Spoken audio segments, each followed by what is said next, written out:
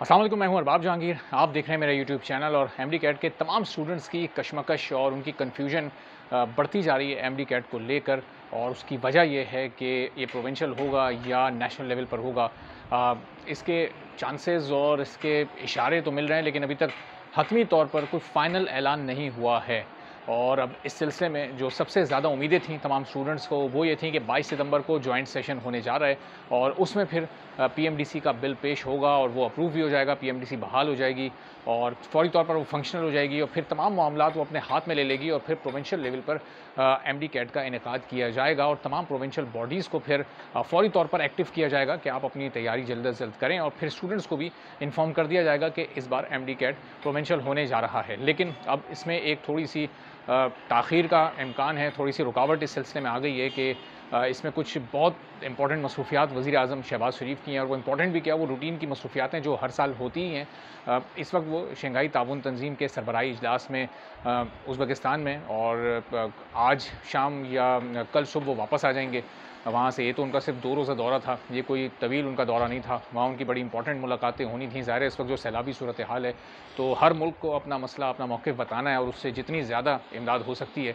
इस हुकूमत को वो हासिल करनी है, चाहे वो फिर सैलाब मुतासिरीन पर लगे या ना लगे। चलें, वो कल आज शाम में या कल सुबह वापस तो आ जाएंगे, लेकिन फिर 18 तारीख को वो एक बार फिर यहाँ से निकल जाएंगे और उस वक्त वज़ीर ख़ारजा बिलावल भुट्टो ज़रदारी भी उनके साथ होंगे और फिर वो जाएंगे न्यूयॉर्क, क्योंकि न्यूयॉर्क में होने जा रहा है 77वां अक़वाम मुत्तहिदा की जनरल काउंसिल का इजलास, जिसमें उनको ख़िताब करना है और ग़ालिबन 23 सितंबर को वो वहाँ पर ख़िताब करेंगे। तो ये उनका थोड़ा सा तवील दौरा होगा, चूँकि उस ख़िताब से पहले और साइडलाइंस पर कुछ बड़े अहम मुलाकातें भी होती हैं। तो जो दीगर ममालिक होते हैं, जो आपके दोस्त ममालिक होते हैं, उनसे बड़ी अच्छी मुलाकातें होती हैं और आपको अपने ताल्लुकात बेहतर करने का मौका मिलता है। और उसके अलावा जो आपके दोस्त ममालिक नहीं भी होते, जिनसे आपके ताल्लुकात बहुत बेहतर नहीं होते, उनसे भी वहाँ पर मुलाकात होती है और उनसे भी जो एक सर्द जंग, एक बर्फ़ सी जमी हुई होती है आपस में ताल्लुकात में, उसको पिघलाने का मौका मिलता है। तो ये जो 7-8 रोज़ की उनकी वहाँ पर मसरूफियात रहेंगी, ज़ाहिर है उसके बाद मुमकिन नहीं हो सकेगा शायद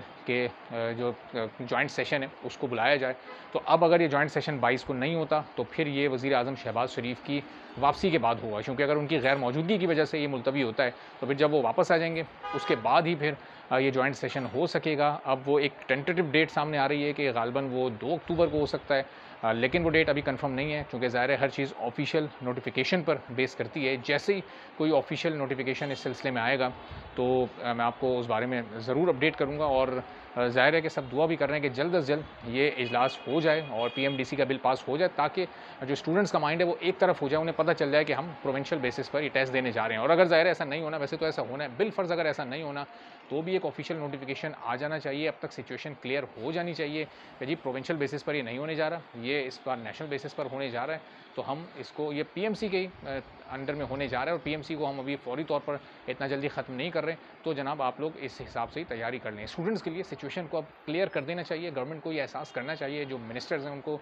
अब इतना ख्याल होना चाहिए कि इससे ज़ाहिर स्टूडेंट्स ज़हनी तौर पर टॉर्चर हो रहे हैं, वो उनको तैयारी करने में बहुत परेशानी हो रही है, उनका दिल नहीं लग रहा। और फिर एक और कन्फ्यूजन ये है कि अब नम्स का जो टेस्ट है वो एमडी कैट के पहले तो बाद शेड्यूल था, उसके बाद में होना था, अब वो होगा या नहीं होगा, वो डिले होगा, वो कैसे होगा। तो मुस्तकिल मैं कोशिश कर रहा हूँ नम्स के ऑफिशियल से कांटेक्ट करने की, और उम्मीद है कि इंशाल्लाह आज या कल तक उनसे ज़रूर कांटेक्ट हो जाएगा और कोई उनका ऑफिशियल वर्जन जब आ जाएगा तो मैं उसके बाद फिर आपको उससे आगाह करूँगा। चूँकि ज़ाहिर है अंदाज़ों की बुनियाद पे बताना और सिर्फ अपने अंदाज़े शो करना, उससे कोई वो मुनासिब बात नहीं होती। तो इंशाल्लाह 1-2 रोज़ में नम्स से मुताल्लिक भी मैं अपडेट करूँगा। आप लोग बिल्कुल बेफ़िक्र रहें।